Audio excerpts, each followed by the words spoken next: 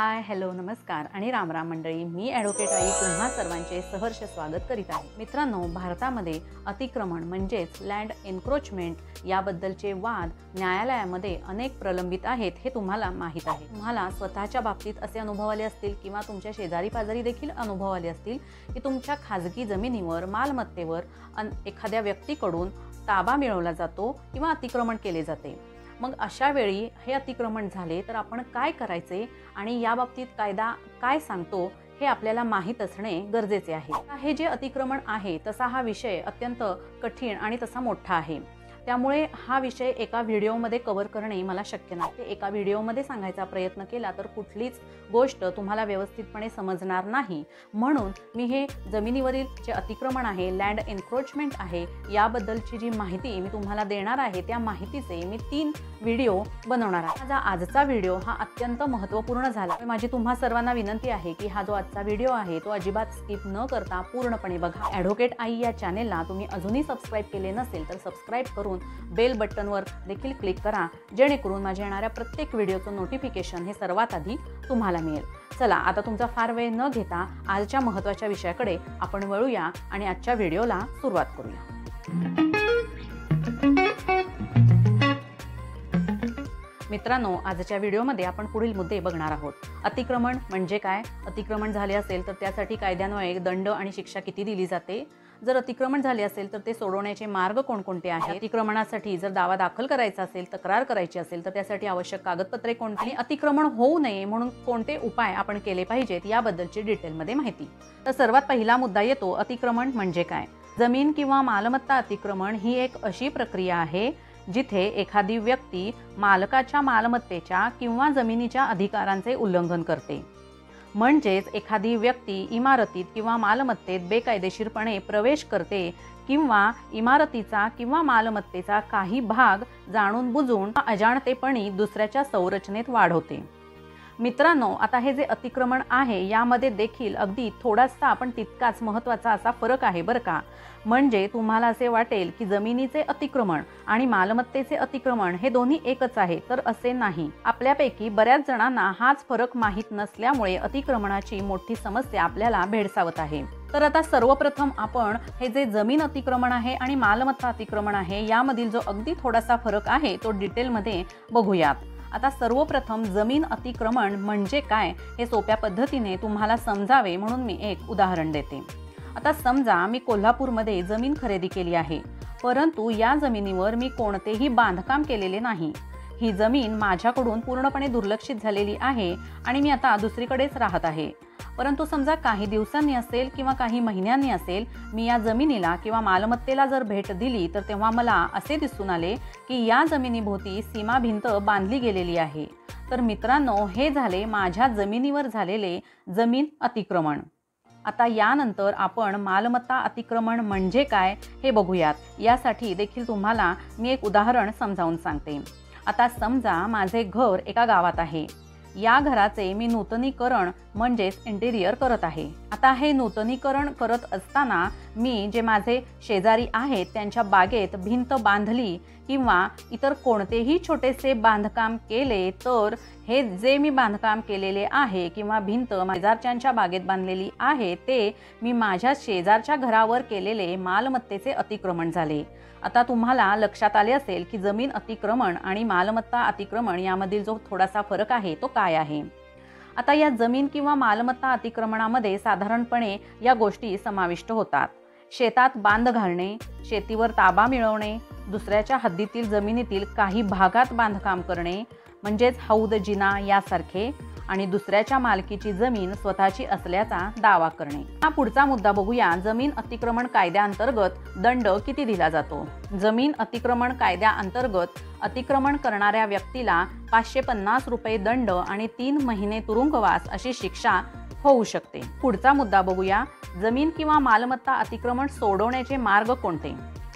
जमीन किंवा मालमत्ता अतिक्रमण सोडवण्याचे सामान्यपणे 2 मार्ग आहेत. एक म्हणजे परस्पर सहमतीचा मार्ग आणि दुसरा म्हणजे कायदेशीर मार्ग.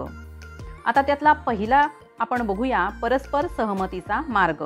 जमीन अतिक्रमण समस्या जर परस्पर सहमतीच्या मार्गाने सोडवायची असेल तर यासाठी पुढील मार्ग आहेत. सर्वप्रथम म्हणजे मध्यस्थी. अतिक्रमण समस्या सोडवण्यासाठी तुम्ही मध्यस्थीची मदत घेऊ शकता। यासाठी तुम्हाला तुमचा मुद्दा जो मांडायचा आहे तो मध्यस्थीकडे व्यवस्थितपणे मांडता यावा, यासाठी तुमचे प्रॉपर्टी पेपर घेऊन जाणे गरजेचे आहे।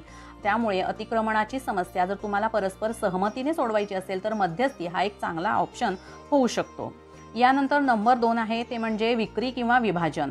तुम्ही एखाद्या तज्ञ मार्गदर्शकाकडून मार्गदर्शन घेऊन मालमत्ता विकू शकता आणि त्याचे पैसे अतिक्रमण करणारा आणि मालमत्ता मालक असे विभाजित करून घेऊ शकता आणि या मार्गाने देखील परस्पर सहमती घेऊन तुम्ही ही समस्या सोडवू शकता। आणि नंबर 3 ला येतं ते म्हणजे भाड्याने देणे।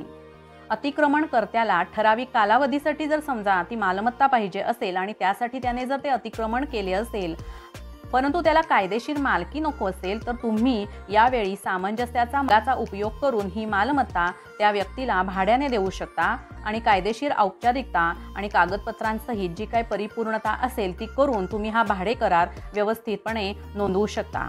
कायदेशीर औपचारिकता पूर्ण होईपर्यंत तुम्ही पैशाच्या मोबदल्यात हे नक्कीच करू शकता।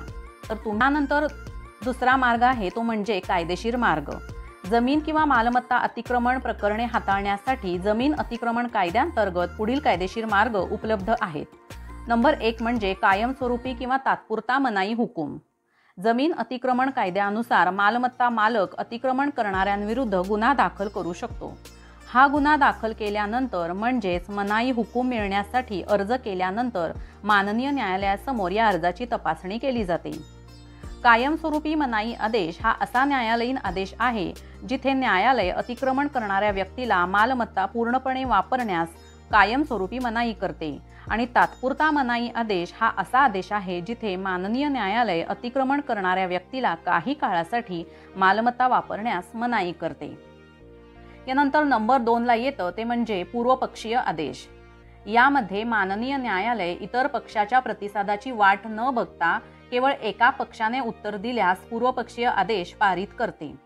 जर तुमच्या जमिनीवर अतिक्रमण झाले असेल तर तुम्ही अतिक्रमण करणाऱ्या व्यक्तीला लेखी नोटीस देऊ शकता आणि ही नोटीस देऊन देखील वेळेत अतिक्रमण सोडले नाही तर याविरुद्ध तुम्ही न्यायालयात दाद मागू शकता। आता कोणत्याही प्रकारे तुम्हाला जमीन अतिक्रमणाविरुद्ध दाद मागायची असेल तर कोणती आवश्यक कागदपत्रे लागतात ते बघूया।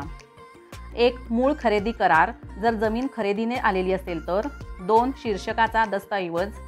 3 टेलिफोन, वीज किंवा पाण्याची बिले जी तुमच्या नावावर नोंदणीकृत आहेत। 4 उत्परिवर्तनाचे प्रमाणपत्र। 5 मृत्यूपत्राची झेरॉक्स जर मालमत्ता वारसा हक्काने मिळाली असेल तर। 6 अतिक्रमित क्षेत्राचा 7/12 उतारा। 7 मोजणीचा नकाशा आणि 8 फेरफार उतारा। आता पुढचा मुद्दा बघूया, जमिनीचे अतिक्रमणापासून संरक्षण करण्यासाठी नक्की उपाय कोणते आहेत। तुम्ही जमिनीभोवती किंवा मालमत्तेभोवती बोर्ड किंवा कुंपण लावू शकता। जर तुम्ही अनिवासी भारतीय असाल किंवा मालमत्तेपासून दूर राहत असाल तर तुमच्या कुटुंबातील मित्राला किंवा नातेवाईकाला योग्य ती कायदेशीररित्या पॉवर ऑफ अटर्नी तुम्ही देऊ शकता। तुमच्या जमिनीवर होणाऱ्या अतिक्रमणापासून तुम्ही खबरदारी घेऊ शकता। तुमच्या मालमत्तेची योग्य देखभाल करू शकेल अशा व्यक्तीला तुम्ही कामावर ठेवू शकता आणि मालमत्तेला नियमितपणे अधूनमधून भेटी देखील देऊ शकता। यानंतर एक लहान कॉन्क्रीट बांधकाम करून सुरक्षा रक्षक किंवा भाडेकरू तुम्ही ठेवू शकता। त्यांच्यासाठी योग्य कागदपत्रे मात्र तुम्ही आठवणीने केली पाहिजेत आणि यासाठी तुम्ही योग्य वकिलांची मदत घेतली तर ते जास्त चांगले होईल। आता जर तुम्ही भाडेकरू ठेवला असेल तर तुम्ही जवळच्या पोलीस ठाण्यात व्हेरिफिकेशन करून घ्या। भाडे करार नोंदणीकृत देखील करून घ्या। आता हा भाडे करार जो आहे तो कसा करायचा, भाडे कराराविषयीचा कायदा काय सांगतो, त्यासाठी या करारामध्ये कोणत्या गोष्टी कायद्याप्रमाणे समाविष्ट असणे गरजेचे आहे आणि त्याचबरोबर भाडे करार किती महिन्यांचा करायचा, तो का करायचा आणि याविषयीची सर्व कायदेशीर सविस्तर माहिती असलेले व्हिडिओ त्याची सिरीज मी ऑलरेडी माझ्या ॲडव्होकेट आई या चॅनेलला अपलोड केली आहे। मी ते व्हिडिओ जरूर बघा, पण त्याआधी हा माझा आजचा व्हिडिओ जो आहे तो पूर्ण बघून घ्या आणि त्यानंतरच तुम्ही ते 3 व्हिडिओ बघा। त्या तिन्ही व्हिडिओची लिंक मी वरती आय बटनवर आणि डिस्क्रिप्शन बॉक्समध्ये देत आहे। आणि जमीन अतिक्रमणाविषयी जर तुम्हाला काळजी आणि उपाययोजना करायची असेल तर त्यासाठी तुम्हाला या भाडे कराराविषयीची माहिती देखील असणे गरजेचे आहे। तर मित्रांनो, ही होती जमीन किंवा मालमत्ता अतिक्रमणाविषयीची बेसिक माहिती। आता आजच्या व्हिडिओमध्ये मी अतिक्रमण म्हणजे काय हे नेमक्या शब्दात तुम्हाला सांगितलं आहे, कारण ते आधी आपल्याला समजणं गरजेचं आहे। बऱ्याच वेळा आपल्याला त्या गोष्टी, त्या कन्सेप्ट क्लिअर नसल्या आपला त्या बाबतीत घोळ होतो आणि आपण चुकीच्या पद्धतीने चुकीच्या ठिकाणी दाद मागायला जातो आणि जेणेकरून आपला वेळ पैसा वाया तर जातोच, त्याचबरोबर आपल्यावर झालेल्या अन्यायाबद्दल आपल्याला दाद देखील मिळत नाही। ॲडव्होकेट आई या चॅनेलद्वारे मी कायदेविषयक माहिती अत्यंत सोप्या शब्दात मराठी भाषेत आणि कमी वेळामध्ये सांगण्याचा प्रयत्न करत असते। आता तुम्हाला अतिक्रमणाविषयी असेल किंवा इतर कोणत्याही कायद्याबद्दल जर काही प्रश्न असतील तर माझ्या ॲडव्होकेट आई या चॅनेलच्या कोणत्याही व्हिडिओच्या खाली कमेंट बॉक्समध्ये तुम्ही तो प्रश्न मला लिहून कळवू शकता। त्या प्रश्नाचे उत्तर देण्याचा आम्ही पूर्णपणे प्रयत्न करीन आणि समजा ते उत्तर देताना कायदेशीरपणे सविस्तर माहिती सांगणे गरजेचे असेल तर तसा वेगळा व्हिडिओ देखील मी तुमच्यासाठी खास घेऊन येईल। त्यामुळे माझ्या चॅनेलला लाईक, शेअर आणि सबस्क्राईब करायला विसरू नका। भेटूया माझ्या पुढच्या व्हिडिओमध्ये अशीच एक कायदेशीर नवीन माहिती घेऊन। धन्यवाद।